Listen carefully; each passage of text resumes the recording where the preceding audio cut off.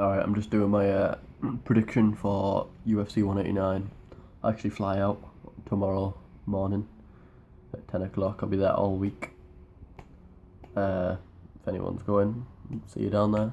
I don't know what I'm going to do until Thursday though, because International Fight Week doesn't start till Thursday. So I'll be there for 4 days before anything happens. But I'm going to start from the top of the bill and work my way down. So, main event. Conor McGregor versus Chad Mendes after Jose Aldo pulled out. Something that needs to happen about Jose Aldo. Either the UFC needs to have a serious talk to him about pulling out of fights and say if he pulls out of this next fight against either Chad Mendes or Conor McGregor, he does get stripped of his title, because it's not just holding the fans back, it's holding the fighters back from fighting for a title. And there's a reason that he's not a draw, Jose Aldo. In WEC, he was a fun fighter to watch. Now he's just a point fighter. You can tell his body's breaking down bit by bit. I was impressed with him against Chad Mendes, but that fight was probably knocked a good amount of time off Jose's career. He gets beat up a lot in fights, but still wins. But I don't think he's got long left at featherweight. I think his body can't handle with the weight cut, and yeah, I think he needs to move up. And personally, I thought Conor would have mauled him. I'm not delusional. I just think Conor was the style to beat Jose Aldo, because he's a better striker. He's a better boxer. The kicks of Aldo would be quite a big factor, but I think Conor's movement he'd use his movement more than he would against Seaver or Poirier, just because of the leg kicks. But yeah, anyway, I'll move on to the fight. Conor McGregor versus Chad Mendes. I'm torn between this one. The thing is, Chad Mendes has got 3 inches of height disadvantage and 8 inches of reach on the arms. So I think he's going to be struggling to grab them legs, because every time Chad comes in for a takedown, Conor's going to be throwing a left straight or a left uppercut. So I honestly think this is a bad matchup for Chad, because Chad's striking's not that good. He's got power, so people think he's got good striking. He doesn't have great striking. He has a really good uppercut, a really good overhand, and he's easy to hit, as Jose Aldo proved. If you go against a good striker so if a good striker goes against Chad, it's going to be easy to hit him, which Chad found out, and he does that pawing thing with his hand. For hand fighting, that wouldn't work against Conor. It's pretty stupid, really. I just think Conor's too big, and I also don't rate Chad's ground game. I think he struggles to get past guard. I'll be a bit worried if Chad gets on top, because he's got power. His wrestling's good, I just don't rate his grappling. And the reason I'm so confident if it went to the ground that Conor would win in them exchanges is I've heard Eddie Bravo speak very highly of Conor McGregor on the ground. Said he's the best MMA, best grappler that came into his gym, which says a lot. And people always say that's the way to beat Conor. It's hard to say that when you've never actually seen him there. So I'm really, really excited for this fight. I can't wait to be with all the Irish fans in the MGM all week screaming there's only one Conor McGregor. Over there I've got my Conor McGregor scarf, flag, Irish hat, and an Ireland signed Notorious t-shirt. The suitcase is all packed, so I'm going for a second round knockout by Conor McGregor. A second round left hook. Chad will go at the ground and he'll TKO him. Right, I've spent quite a lot of time in that fight, so I'm going to have to whiz through the rest. Co-main event, Robbie Lawler, Rory McDonald. See, I think Rory McDonald's going to win this comfortably, and I know they fought before, but Rory McDonald fought with a torn Achilles. Now, I don't know if anyone's had a torn Achilles. I haven't personally, but when you listen to people that have had them, the movement is just, there's no movement, and Rory McDonald's all about footwork and cutting angles and using his hands to set up his kicks. He couldn't do that in the first fight. You kind of just had to brawl, and if you brawl with Robbie Lawler, you're going to have a bad time. So I'm going Rory McDonald 4th round TKO. Bold, I know.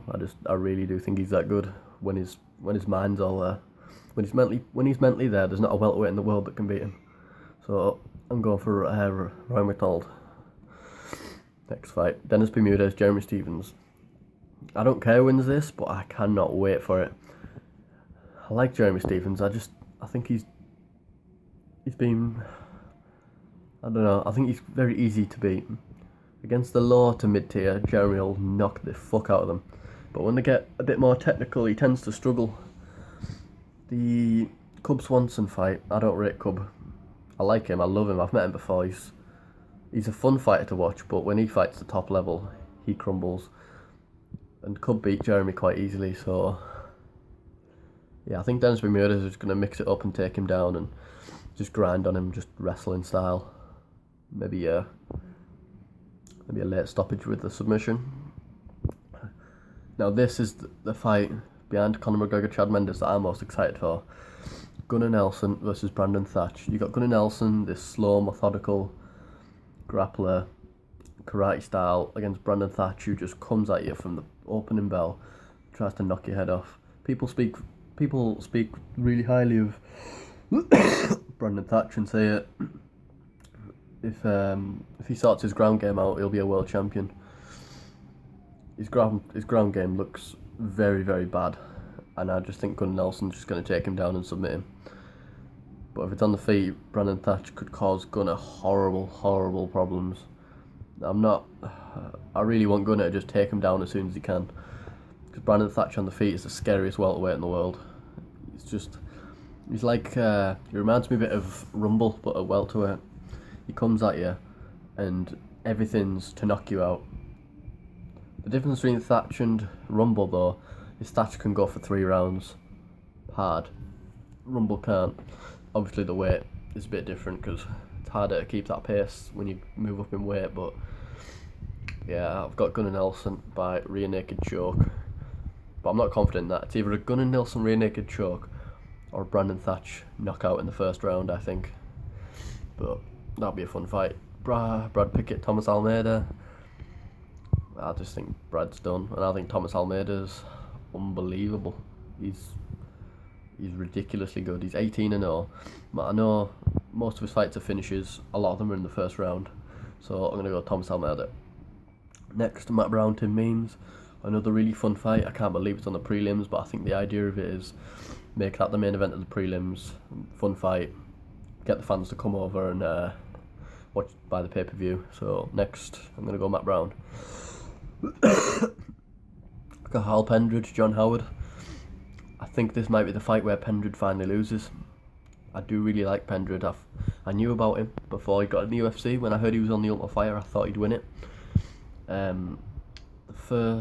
heard about him because he was the champion in Cage Warriors.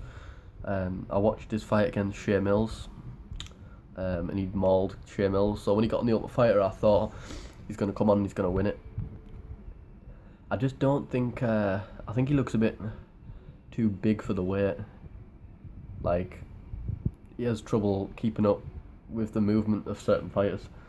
If he can grab a hold of you and take you down, he can sap all your energy, like you saw in his last fight in Mexico City. But I think John Howard is very athletic, welterweight with middleweight. I mean, or is he welterweight? I don't even know what weight this is at. Is it welterweight? I don't even know. Whatever. Welterweight or middleweight. And I think Pendridge's. I'll judge by how the first round goes. If Pendridge gets him down and holds him down in the first round, I think he'll win because John Howard's very high muscle, so he'll struggle in the latter rounds. But I'm gonna go John Howard by split decision. Alex Garcia, Mike Swick. I want Mike Swick to call it a day. I love his story, but I just want him to call it a day. I'm going to go Alex Garcia first round. I'm going to go first minute knockout, to be honest. I really do rate him. Next fight, Cody Garbrandt against Enrique Briones. Cody Garbrandt, first round knockout, 100%. Awesome, awesome guy. And if anyone hasn't saw Cody's story, go and check it out. It's very touching, emotional, what he's been through and what he's doing for this child that had cancer. Right, I don't have long left, so don't know that. Neil Seary, Louis Smoker. Neil Seary, second round knockout. Thanks for watching. If anyone's down in Vegas for International Fight Week, I'll see you there.